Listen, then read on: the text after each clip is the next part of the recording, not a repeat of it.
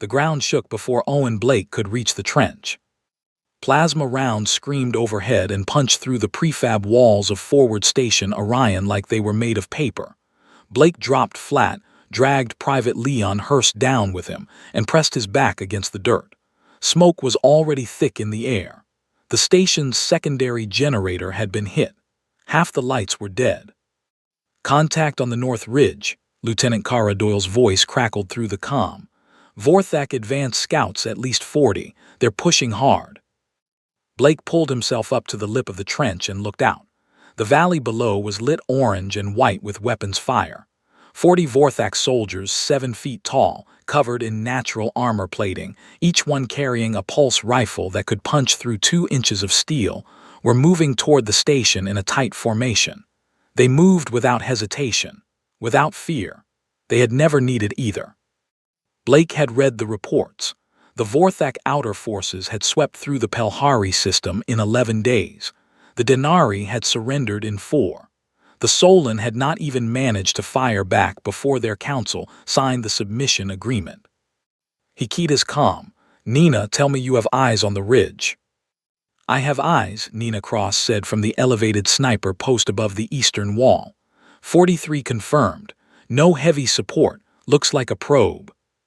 "A probe," Blake almost laughed. "A probe with 43 armored shock troops. Hold fire until they cross the marker stones." Silence on the channel. Then Leon, crouched beside him, quietly loaded a second charge into his launcher and said nothing. That was what Blake liked about Leon. The man never panicked. He just loaded things. The Vorthak moved closer. Their formation was perfect, disciplined, exactly as the tactical files described. They expected resistance to collapse at a certain point, what the Vorthak military called the break threshold. Every species they had ever encountered had one. A moment when fear overcame training and soldiers ran or surrendered. They were 20 meters from the marker stones. Blake exhaled slowly. Fire. The eastern wall lit up. Nina's shot took the lead Vorthak through the gap between its chest plating and shoulder, the exact spot a Pelhari defector had told human intelligence about 2 years ago. The soldier dropped before it could raise a hand. Leon put a launcher round into the tight center of the formation, and the blast scattered 4 soldiers sideways. Kara came up on the western flank with a fire team and opened up on the scouts trying to loop around. It was not a perfect defense. 2 humans took hits in the first exchange. The station's northern wall took serious damage, but the Vorthak formation broke. Not a full retreat, but they stopped advancing and pulled back 40 meters to regroup. That had not happened before, not in any engagement file Blake had ever read. He watched through his scope as the surviving scouts pulled their wounded and fell back into the dark. Their movements were still precise, still controlled, but there was something in the way they moved that Blake recognized from experience. Not panic, not confusion. Recalculation. They were reporting back, sending data, telling someone higher up what had just happened at a small, barely staffed forward station on a world the Vorthak had not yet bothered to name on their star charts. Blake lowered his scope. Kara came jogging over, helmet visor cracked, a burn mark across the shoulder of her jacket. She looked at him without speaking for a moment. "They will come back," she said. "They will," he agreed. "With more." "Yes." She stared out at the darkness where the scouts had vanished. How much more?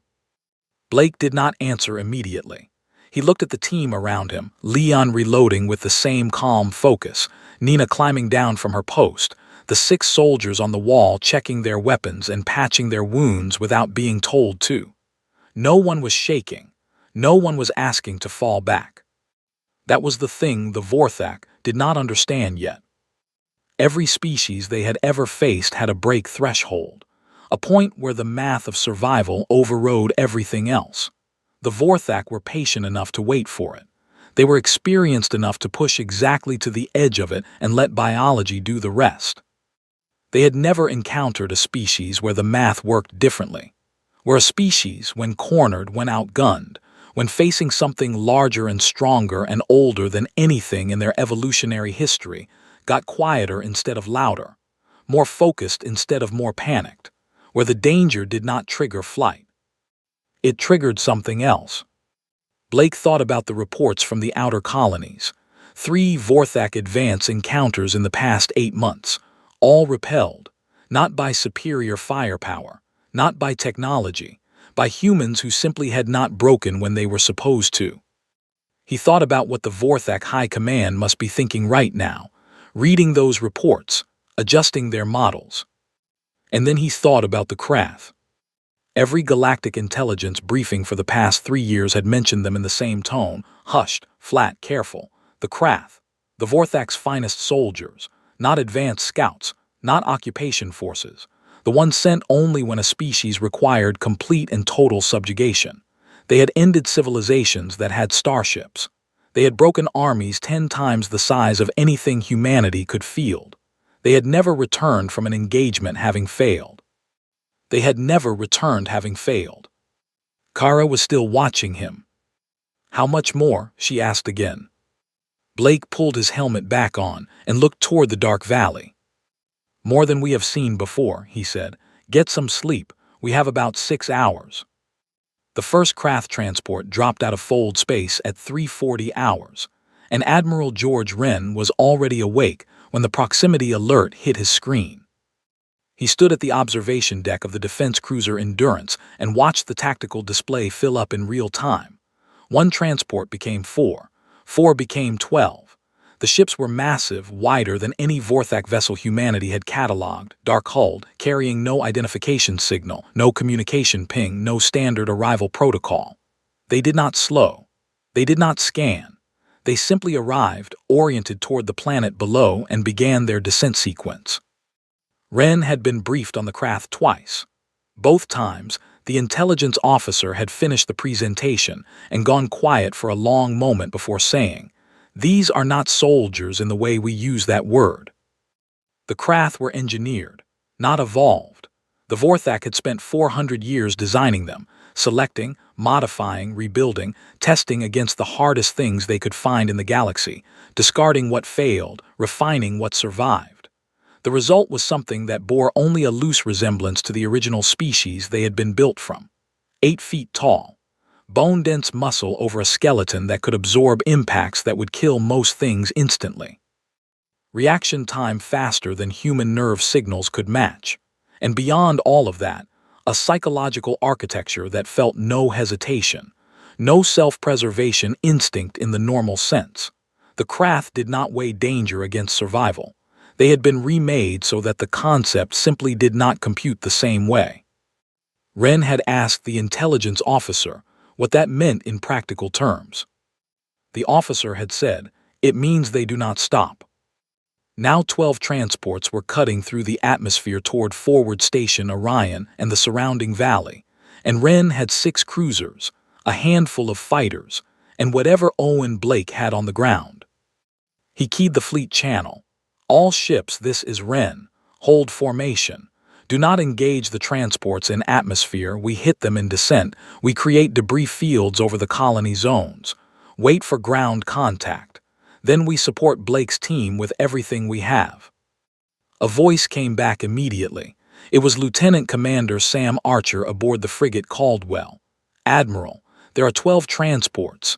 Each one carries a Krath complement of roughly 200. "I can count, Sam. That is 2,400 Krath ground troops against a forward station team of 41. "I know." Silence on the channel. Wren watched the transports descend. "Blake knows too," he said. "Trust the ground team." On the surface, Owen Blake was watching the same sky. The transport contrails were visible before the ships themselves, long white scars cutting down through the dark from above, orderly, parallel, purposeful. He counted 12. He had been given an estimated Krath complement per transport in the emergency briefing that had come through 40 minutes ago. He had done the same math Sam Archer just did. He had not shared the number with his team. He did not need to. They could all see 12 contrails. They were all soldiers. They all understood what 12 Vorthak transports meant. What he had shared was the terrain analysis. The valley around Orion Station had three natural choke points: a narrow rock passage to the north, a dry riverbed cutting east to west that created a sharp elevation difference on the south approach, and a dense equipment storage yard on the west that could channel any advance into a predictable corridor. Blake had spent the previous 3 hours placing every anti-personnel charge, every motion sensor, and every reinforced firing position he had into those 3 zones. The Krath were designed to be unstoppable on an open field. Blake had no intention of giving them an open field. The first transport hit the valley floor at 4:12. The side panels dropped before the landing struts had fully extended. The Krath came out moving, not jogging, not assembling into formation, moving. Fast, low, immediately spreading into an advance pattern so smooth it looked like water flowing downhill. They wore no visible armor. They did not need any. Their bodies were the armor. Blake watched through the perimeter cameras and felt the first real cold thing move through him. They were not what he had expected. He had prepared for something that looked like soldiers. What came out of those transports looked like something older than soldiers. Something that had been built for this specific purpose for so long that the purpose had become the thing itself. Leon was beside him at the monitor station. He watched the feed for 10 full seconds without speaking. Then he said, "They move like they have already won." "They always have," Blake said, "until now." He pressed the comm. "All teams, listen. Chokepoint North goes active in 30 seconds. Hold your positions until you hear the first charge. Then we do exactly what we planned." Kara's voice came back, "Understood." Nina's came next, clipped and flat, "Ready." The Krath advance reached the northern rock passage. Blake triggered the first charge. The explosion was not designed to cause mass casualties. It was designed to cause confusion, to scatter the leading edge, force a pause, make the Krath adapt to unexpected terrain damage. For most enemy forces, that would buy 30 seconds, maybe a minute. The Krath paused for 4 seconds, then they came through the rubble without breaking stride. Blake breathed out, 4 seconds. He had planned for 3. North team, open fire. The firefight that followed was unlike anything Blake had experienced in 12 years of service. The Krath absorbed hits that would have dropped any other soldier and kept moving. They did not take cover in the traditional sense. They used terrain, but not to hide. They used it to redirect, to funnel their advance, to turn the chokepoint Blake had designed into something they were working around rather than through. They were adapting in real time, and they were doing it fast. But they were not through yet. Because the chokepoint was not just the rocks. Behind the rocks was Nina's team on elevated ground with incendiary weapons. Behind Nina was the second line, Leon and 6 soldiers with close-range heavy weapons waiting at the mouth of the passage. And buried under the floor of the passage, in a configuration the Krath had no way to detect, because it did not match any human military pattern on record, was the second charge sequence. The Krath cleared the rocks and hit the incendiary line. 3 went down, 2 more staggered, the rest pushed forward. They hit Leon's position, and the second charges went off in sequence. Not simultaneously, but staggered, each one cutting off a retreat angle, funneling the surviving Krath into a tighter and tighter space where Leon's team was waiting with everything they had. It was brutal. It cost Blake 4 soldiers in the North Passage alone. The Krath in that corridor were reduced from 62 to 11, and those 11 still tried to press forward until physical damage finally made it impossible. 11 from 62. Wren's voice came over the fleet comm from orbit, watching the engagement feed. His tone was very quiet. "Blake, they have never taken losses like that, not anywhere on record." Blake wiped blood from a cut above his eye and looked at the camera feeds showing the other 11 transports worth of Krath, still moving toward the station from 3 directions. "We have barely started," he said. The east approach was where it nearly broke. The Krath coming from the dry riverbed did not follow the pattern Blake had predicted. He had studied every engagement record available, cross-referenced Vorthak tactical doctrine, and made specific assumptions about how the Krath would advance over uneven ground. Those assumptions held for the first 4 minutes. Then the Krath split their column, not into 2 groups, but into 9. 9 separate streams of soldiers threading through the gullies and rock formations of the riverbed like water, finding every possible crack. Each stream too small to draw concentrated fire. Each one angled to converge on a different point of the eastern wall simultaneously. No species the Vorthak had ever sent the Krath against had documented this behavior, possibly because no species had survived long enough for the Krath to need to adapt. Kara saw it on the perimeter feed and said one word into the comm. Owen. He was already looking. 9 converging streams. His eastern defense had been designed for 2, maybe 3 simultaneous approach vectors. 7 of the 9 streams were going to hit the wall with nothing between them and the defenders. He had 40 seconds. Nina, take your team off the elevated post. Drop to the interior yard. Kara, collapse the east line to the secondary barrier. Everyone else close the gaps. Now. There was no argument, no hesitation. The teams moved. The thing about the Krath's tactic, splitting into 9 small streams, was that it was brilliantly designed to overwhelm a static defense. The problem was that a static defense was not what the Krath were about to hit.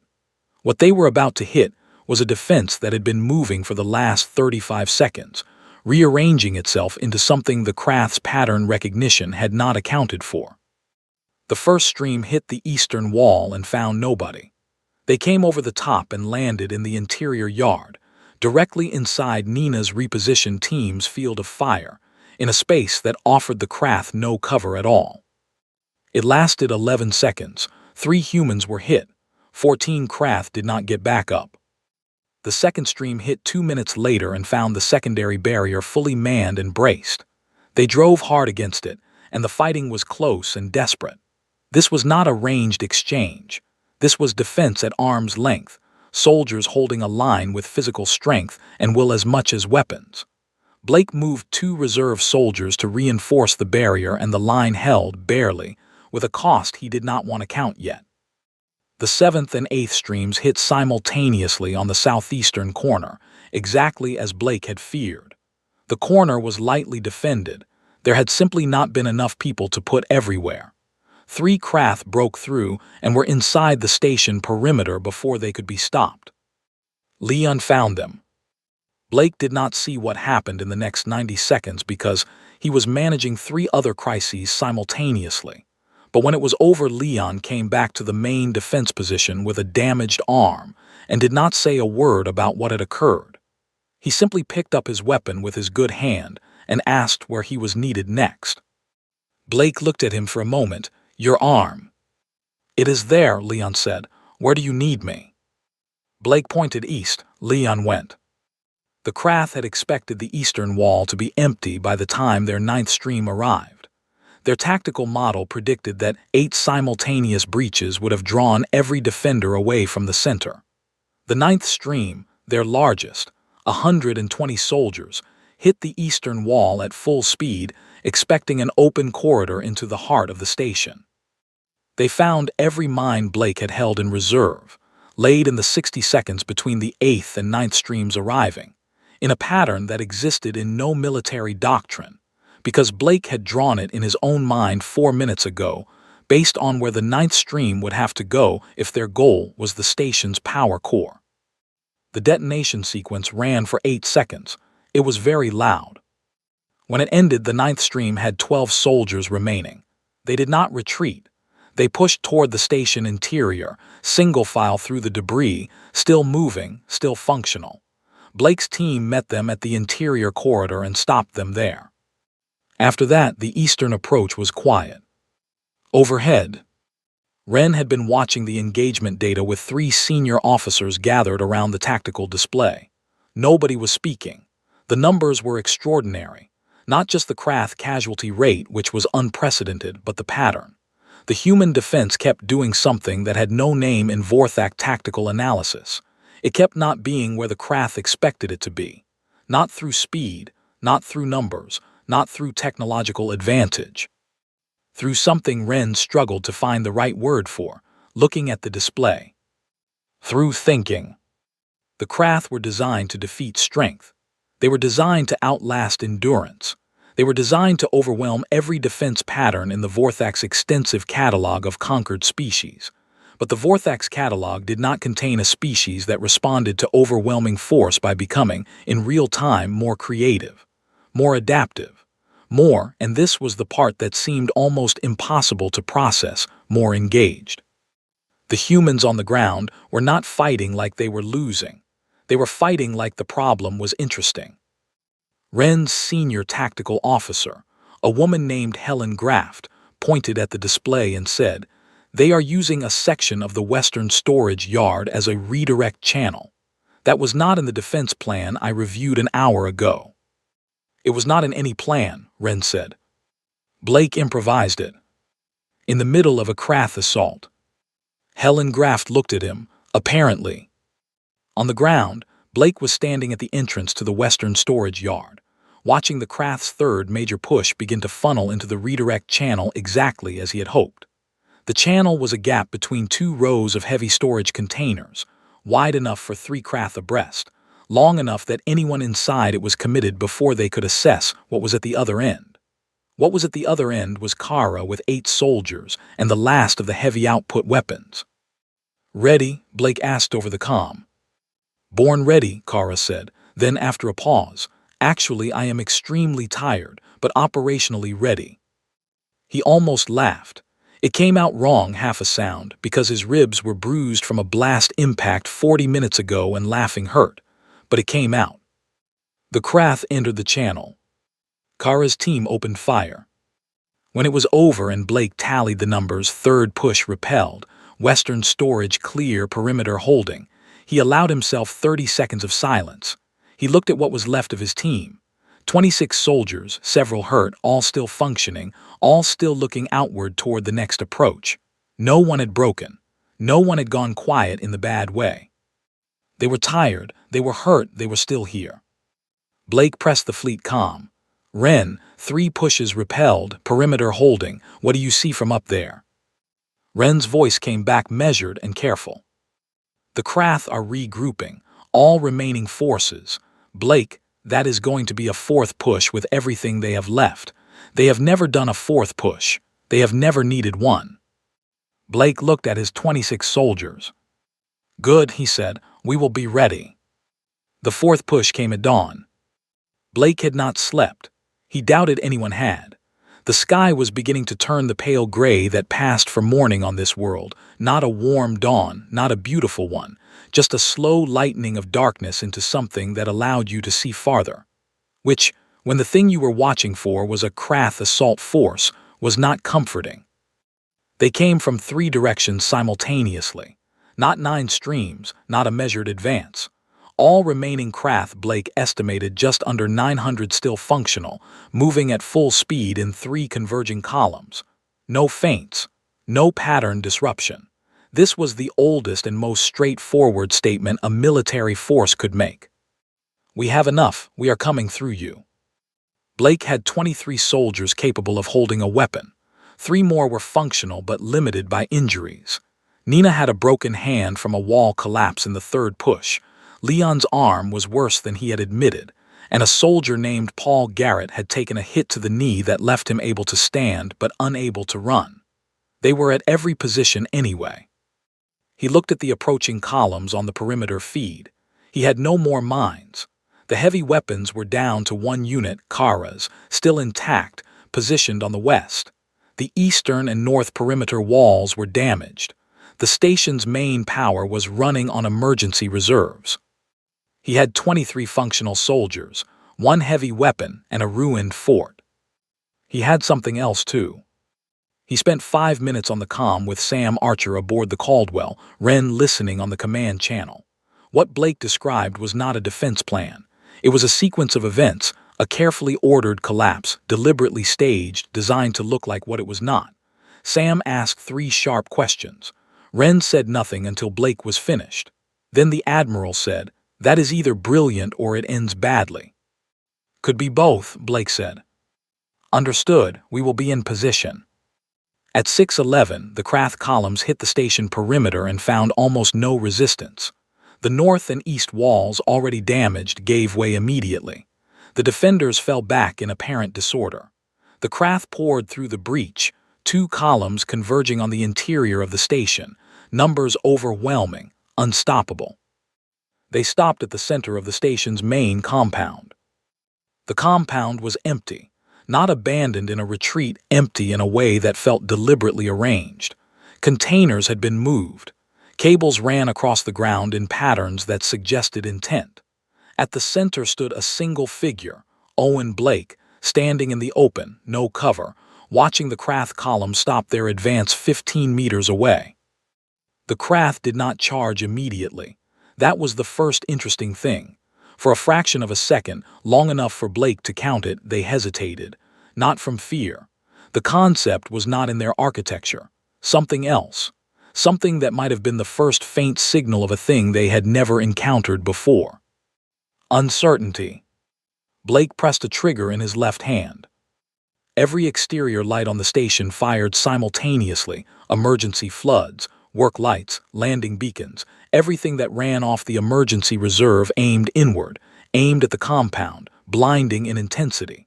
The Krath's visual processing, calibrated for combat, received a wash of light far outside its adaptation range. Not permanently damaging, lasting approximately 4 seconds. 4 seconds was what Blake had asked for. From above, the Caldwell dropped below the safe atmospheric engagement threshold, a maneuver that Sam Archer's superiors would almost certainly want to discuss at length later, and put 2 high-precision support strikes into the ground 60 meters outside the station perimeter, on the exact coordinates Blake had given them.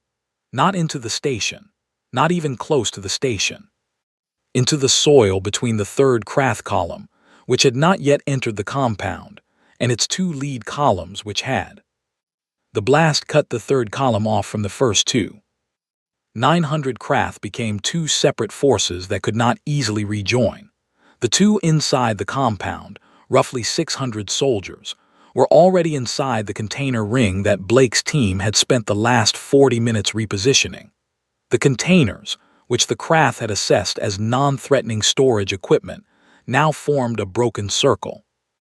And from inside the compound, from the gaps between containers, from elevated positions on the storage stacks, every one of Blake's 23 functional soldiers opened fire in an inward pattern. They were not trying to destroy 600 Krath. That was not the plan. The plan was to hold 600 Krath in place for long enough. The fighting inside the compound was brutal and close, and it cost Blake's team severely. 7 more soldiers went down in the first 3 minutes. Nina fired one-handed and did not complain about it. Paul Garrett held a container gap with his weight alone at one point when his weapon failed, buying the seconds needed for Leon to reach him with a replacement. Wren was watching from above, calling in adjustments for the Caldwell's support angles as Blake's ground position shifted. His other 5 cruisers held the orbital perimeter, watching the Vorthak fleet for any sign that additional support was incoming. It was not the Vorthak were watching. That detail registered clearly to every analyst in Wren's tactical room. The Vorthak fleet, which had escorted the Krath transports to this world, had pulled back to a standard observation distance. They were not sending reinforcements. They were not intervening. They were watching to see what would happen. 12 minutes into the compound battle, the Krath forces inside began to pull back toward the breach they had entered through. Not a rout, not a panic, a measured withdrawal by forces that had taken far heavier losses than their tactical parameters had accounted for and were executing the only logical remaining action. They were trying to leave. Blake's team did not pursue. They held the compound. They held the perimeter. They let the Krath go through the breach and rejoin the waiting third column outside. Then Wren put 2 more support strikes into the field north of the station, and Blake put his last 3 signal flares into the air in a specific sequence they had agreed on with Sam Archer 20 minutes ago. The Krath third column stopped its advance. They had been trained to read tactical signals. The signals in the air and the retreat of the 2 interior columns carried a clear message. The cost of continuing toward the station was beyond their remaining force capacity. For the first time in 400 years of Vorthak military history, a Krath force performed a full withdrawal from an unfinished engagement. They did not run. They moved in precise formation, organized, controlled. The Krath did not have a psychological mechanism for defeat, but they had a mechanism for mathematics. And the mathematics of continuing against this particular defense, on this particular world with this particular group of humans, had stopped adding up. Blake stood in the ruined compound and watched them go through his scope. His hands were steady. He had not realized until this moment how much blood was on his jacket. He noted it the way a man notes rain, present, real, not particularly relevant to what was happening. He pressed the fleet comm. "Ren, they are pulling back." A silence on the channel. Then Ren's voice, very quiet and very careful. "I see it." "Have they ever done that before?" "No," Ren said, "they have not." Blake lowered his scope. Around the compound, his soldiers were already checking on each other, moving to the injured, securing positions. No one was cheering. No one was celebrating. They looked like people who were very tired and very aware that the thing they had just done was not yet fully real to them. "What are the Vorthak doing?" Blake asked. Ren took a moment. "Still watching," he said. "They have not moved." Blake nodded to himself. Yes, he had thought they would watch. That was the part that mattered. The Vorthak fleet stayed at observation distance for 6 hours. Ren did not lower his alert status. His 6 cruisers held their orbital positions, shields up, weapons ready, watching the Vorthak flotilla with the patient attention of people who had learned very recently that things could change faster than expected. His crew did not stand down. They drank their coffee at their stations and kept their eyes on the display. On the ground, Blake's team spent those 6 hours doing what soldiers do after a fight. They attended to the wounded. They secured the perimeter. They counted their losses, 17 soldiers gone, out of 41 who had held this station through the night. Each name went into Blake's personal record with the attention it deserved. He did not rush that. Sam Archer landed a medical shuttle in the station's yard at 800, and the first thing off it was a trauma team. The second thing was Leon's replacement weapon, which Leon accepted with his good hand and said thank you with the gravity of a man receiving something sacred. His arm was set and braced. He stayed on the perimeter. Nina's hand was wrapped. She climbed back to the elevated post anyway. At 11:47, the Vorthak fleet moved. Ren came on the command channel with the flat, clear voice he used when a situation required precision. "They are moving to a new position, not an attack approach. They are moving to a formal communication distance, standard Vorthak diplomatic range." Blake, sitting on an equipment case in the compound with a field medic doing something unpleasant to his ribs, said, "They want to talk." "Appears so." "Interesting." "Blake, the Krath transports are still on the ground. The Krath that withdrew are still on this world. They have not re-embarked." "I know, they are watching too." "What do you mean?" Blake thought about how to say what he was thinking. He had been turning it over in his mind for the past 3 hours, between the logistics of holding the station and the quiet work of understanding what had happened here. The Vorthak had sent the Krath, their finest, their absolute best, and the Krath had failed to deliver. Not failed by much, in absolute military terms. The Krath had killed 17 humans and destroyed a significant portion of a small forward station. On paper, that was a successful engagement. But the Krath had not completed their objective, and they had taken losses that had no precedent in 400 years of military records. The Vorthak were a calculating empire. They had expanded across 60-star systems not through blind aggression, but through very careful threat assessment. They identified the cost of subjugating a species and compared it to the value of subjugating that species. They sent the Krath when the calculation was easy, when resistance was expected but manageable. They had sent the Krath here because the calculation had looked easy. "They are updating their model," Blake said. "The Krath are not re-embarking because the Vorthak want them to see this too. Whatever comes next, Whatever the Vorthak decide, they want their best soldiers to understand what it means. Ren was quiet for a moment.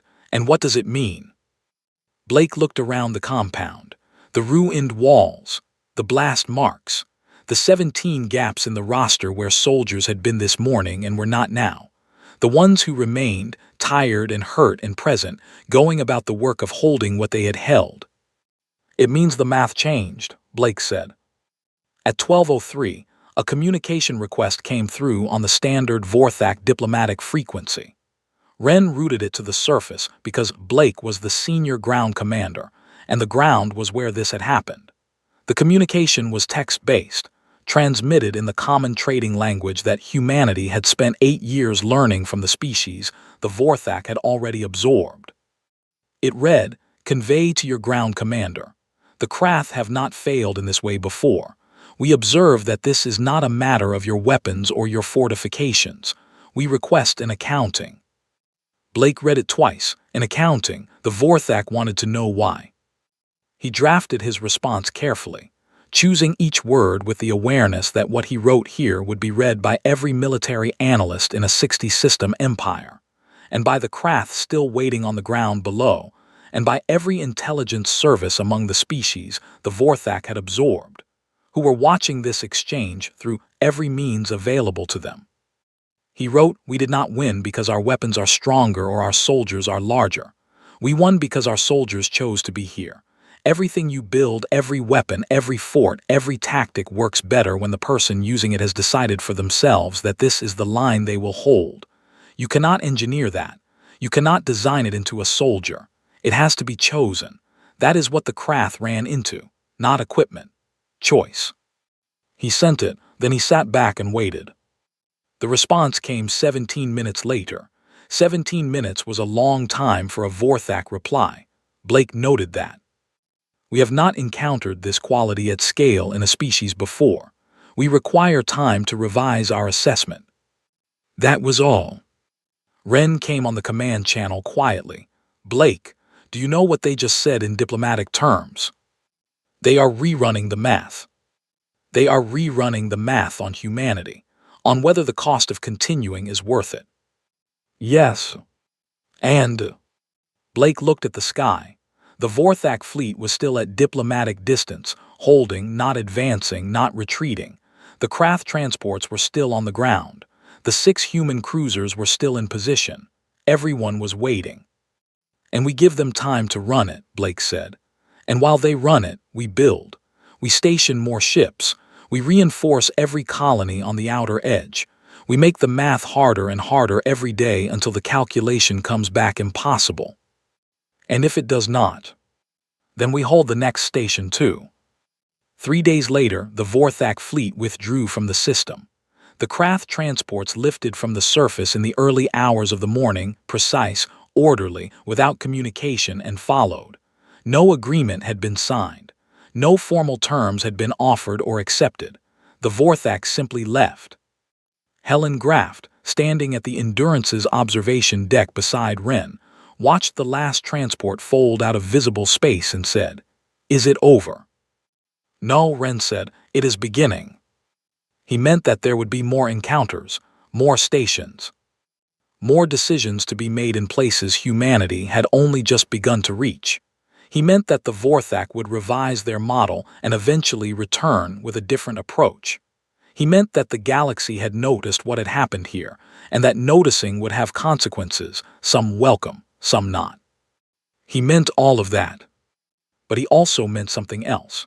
Something he did not say out loud because it was the kind of thing that sounds too large when you put it in words. In 60 years of expansion, the Vorthak had encountered species that were stronger, faster, better armed, more numerous, more ancient, more advanced. They had encountered species with better weapons and species with better ships and species with better biology.